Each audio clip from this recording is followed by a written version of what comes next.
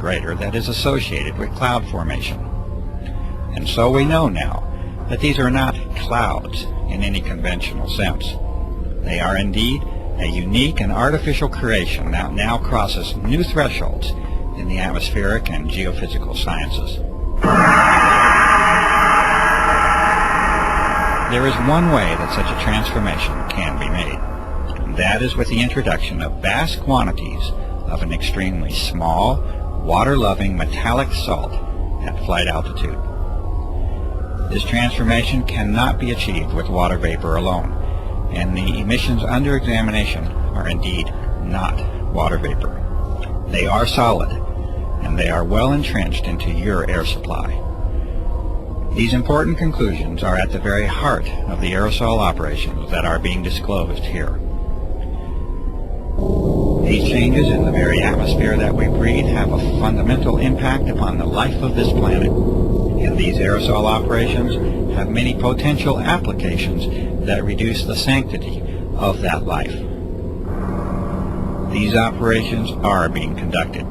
They are being conducted without your participation or your informed consent. They are affecting your life, the lives of those you know and love, and the very life of the planet itself.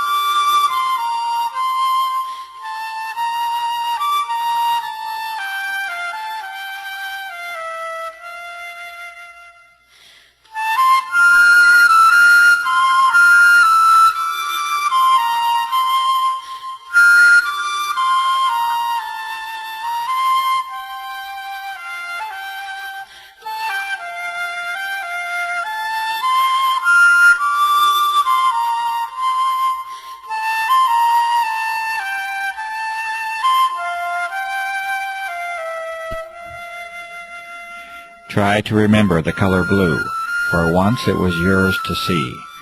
The blue sky is your birthright and a source for joy, and it remains at the very core of our existence.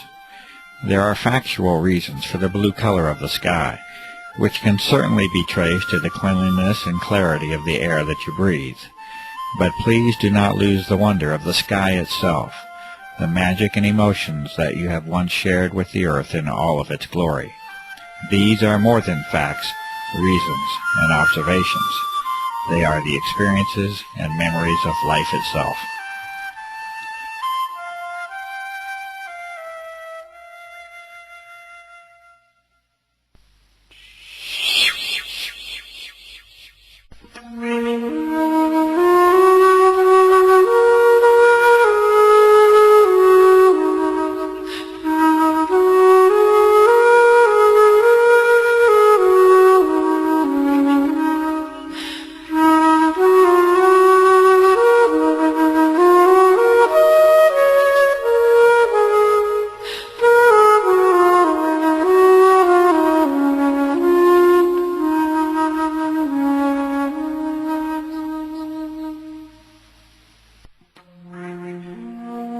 You can no longer see blue now, at least not in the same way that many of us know and remember. Your horizon has largely turned to white, and there is a very good reason that this is so. These fine, solid materials, or aerosols, are now in your way, and you will see clearly no more. The source and origin of these aerosols is now abundantly clear, and the aircraft operations have now made their mark upon this planet. It is a mark that you must now live with, and that you must now breathe, and that you must bear the consequences of.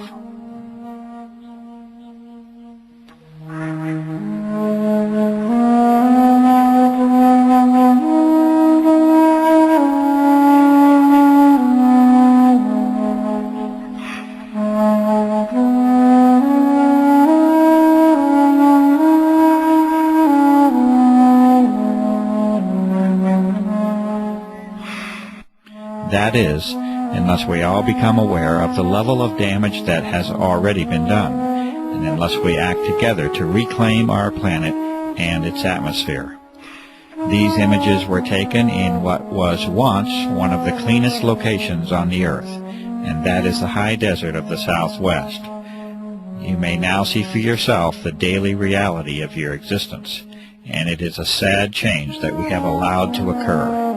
Please, remember the color blue.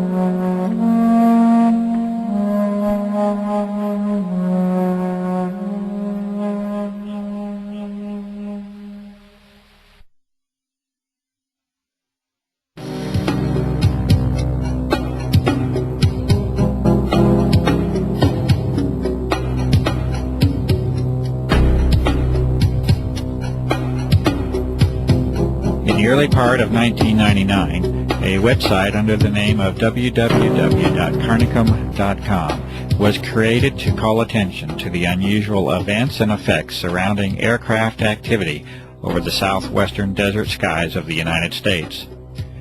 The developer of that site was a generally quiet and conservative former federal employee with no political or environmental notoriety. Within a matter of days, it was apparent that this site was immediately drawing attention from a broad host of high-level government and military agencies, defense contractors, research organizations, chemical and pharmaceutical companies, and health organizations.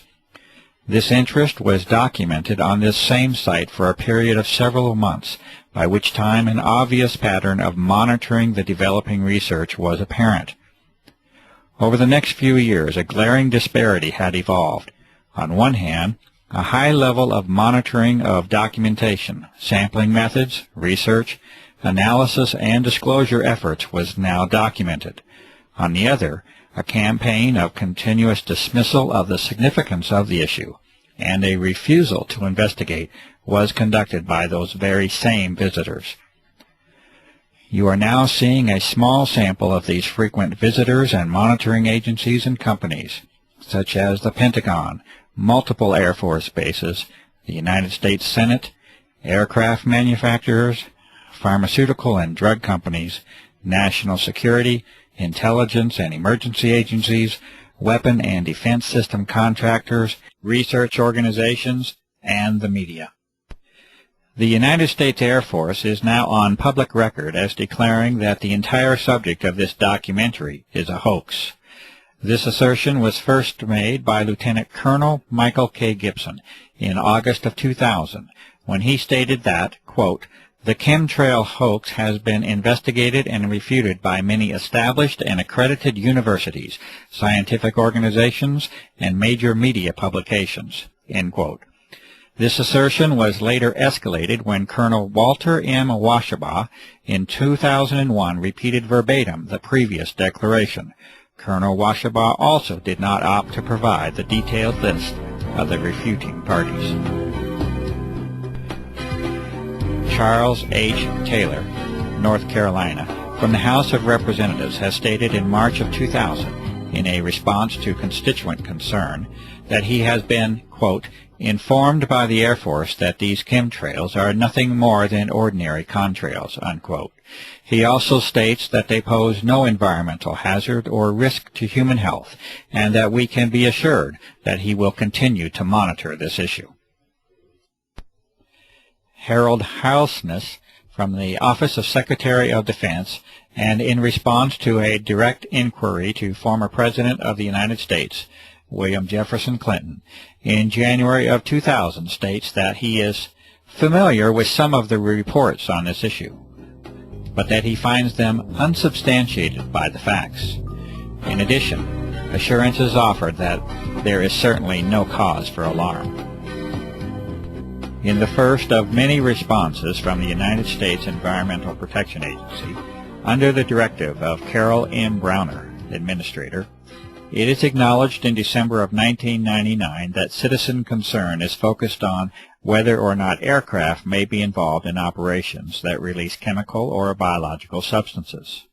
The EPA responds that they are, quote, "unaware," unquote, of any such applications by such aircraft. In January of 2000, A certified letter including a physical sample of highly unusual